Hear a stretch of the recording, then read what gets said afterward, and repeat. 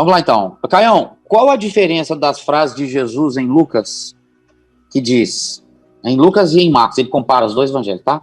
Em Lucas ele diz assim, quem não é comigo é contra mim, e quem é comigo não ajunta, espalha.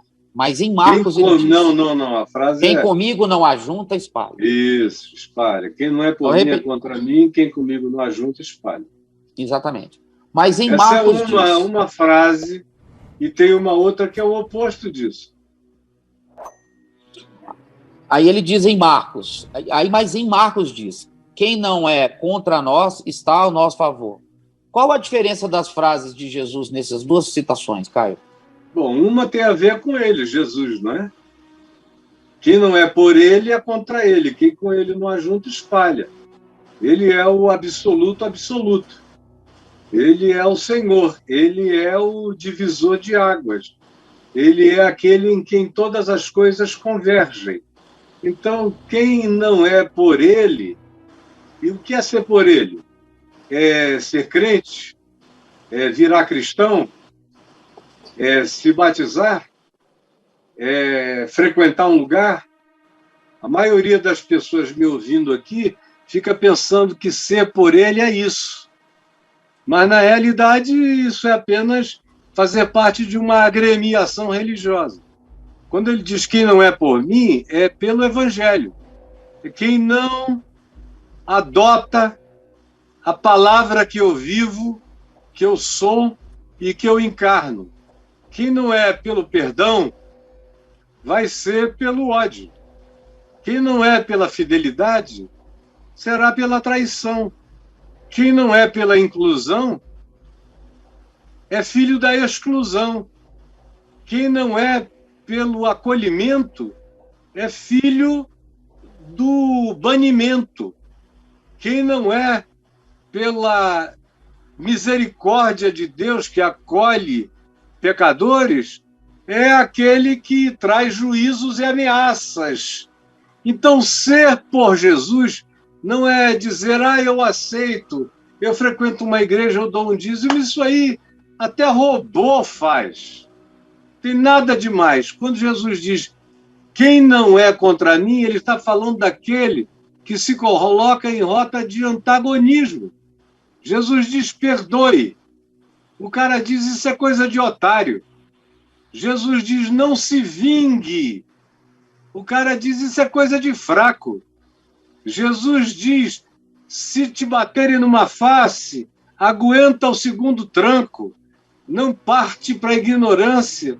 Deixa o agressor se cansar ao ver que você não vai lidar com ele na base do olho por olho, dente por dente. Aí aquele que não é de Jesus é contra isso. Isso aí é coisa de fraco. A gente tem que dar em dobro. Tem que fazer o cara ficar apavorado conosco. Então, quando Jesus diz quem não é por mim é contra mim, ele não está falando de o indivíduo gostar de dizer que é cristão só por dizer que frequenta isso ou aquilo. Isso não tem nada a ver com ser por ele. Quem é por ele é quem faz a vontade do seu Pai, do Pai que está nos céus, e obedece o Evangelho. Esse é por Jesus. Quem não é por mim é contra mim. Quem comigo não ajunta, ou seja, não trabalha na direção da minha proposta, que é chamar, que é aglutinar, que é chamar todos os seres humanos da Terra para entenderem o que é ser humano, segundo Jesus, que não trabalha para criar esse ajuntamento de reconciliação, de graça, de convívio, de fraternidade, de perdão, de tolerância, que não trabalha na direção do Evangelho, é contra ele. Ele é o Senhor, ele é o absoluto, ele é o Verbo, ele é a palavra eterna de Deus. E é isso que está sendo dito no Evangelho de Mateus. Agora, no Evangelho de Marcos é o contrário. O que acontece no Evangelho de Marcos? Sabe qual é o problema? É que o pessoal não lê o contexto. Não lê o contexto. O contexto é tão explícito, tão simples. Se você souber ler e não ficar preso a um versículo, mas ler o contexto antecedente, antes de Jesus ter falado aquilo, você entende completamente o que ele está dizendo, porque não tem absolutamente nenhum mistério. Você não precisa ser da cabala para entender o que Jesus está dizendo. E o que se está dizendo é que os discípulos de Jesus repreenderam um homem que estava expulsando demônios em nome de Jesus. E eles foram e repreenderam, porque ele não andava com o grupo. Não andava com o grupo. E disseram para o cara, fica calado, para de expulsar demônios em nome de Jesus, porque você não anda conosco. E aí eles foram e disseram isso a Jesus, olha, nós conhecemos um homem que expulsa demônios em teu nome, mas como ele não segue com o nosso grupo, nós o proibimos de expulsar os demônios. E aí Jesus virou para eles e disse o oposto do que Jesus diz acerca de si mesmo. Acerca de si mesmo ele diz, quem não é por mim é contra mim.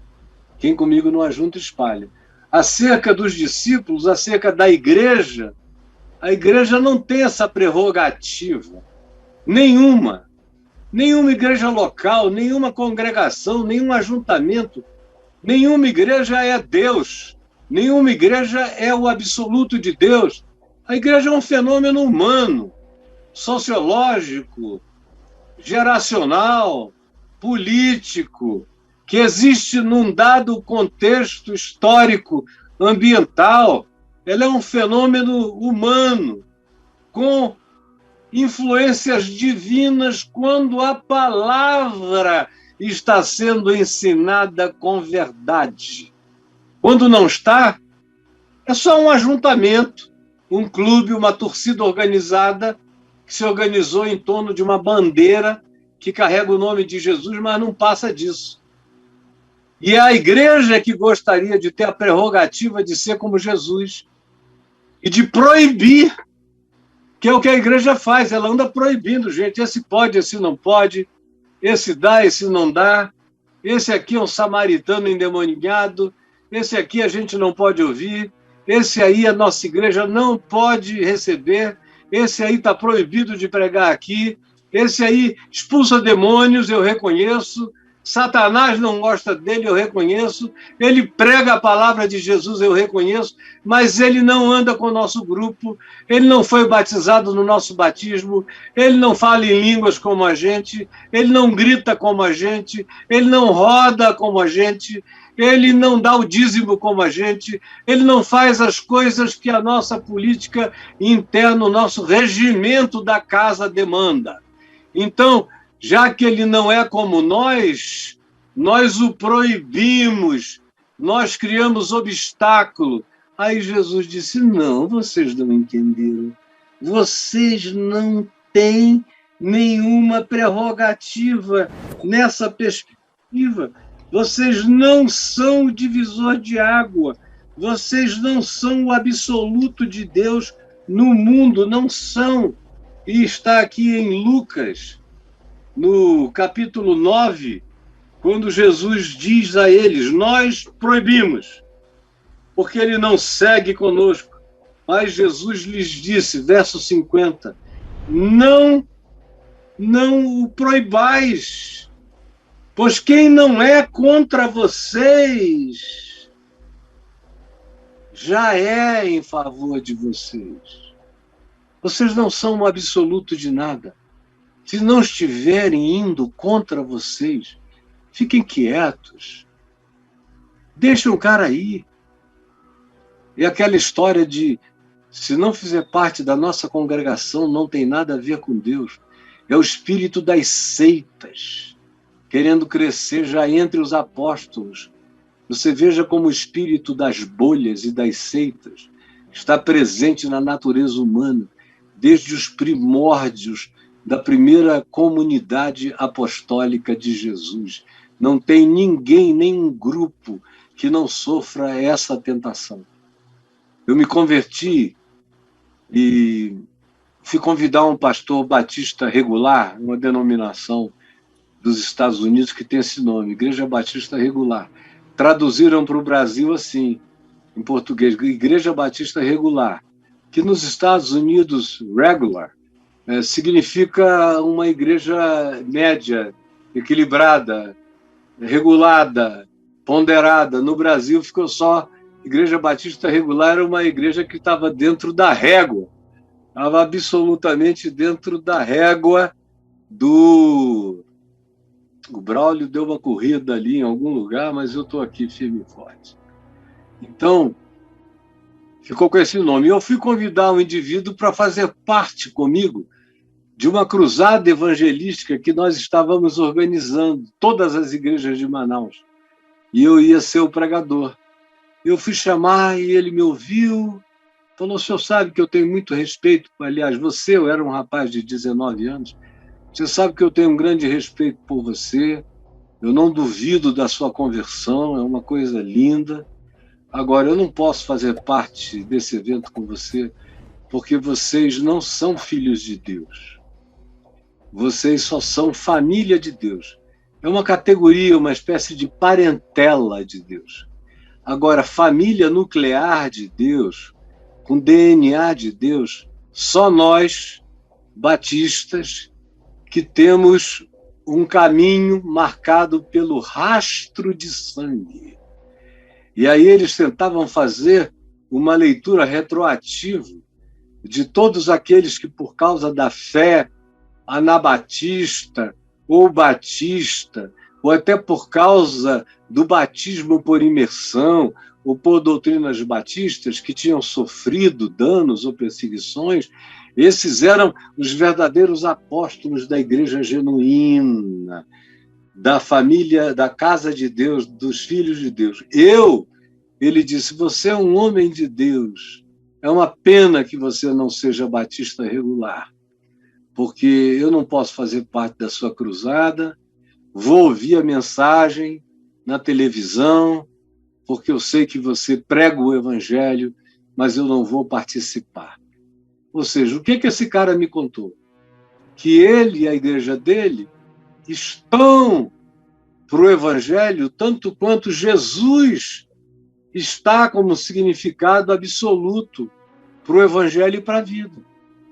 Então, ele tomou o significado de Jesus para a igreja dele. Quem está naquela igreja está em Cristo. Quem não está naquela igreja, eles podem ainda fazer o favor de incluir os mais piedosos, mas como uma parentela distante.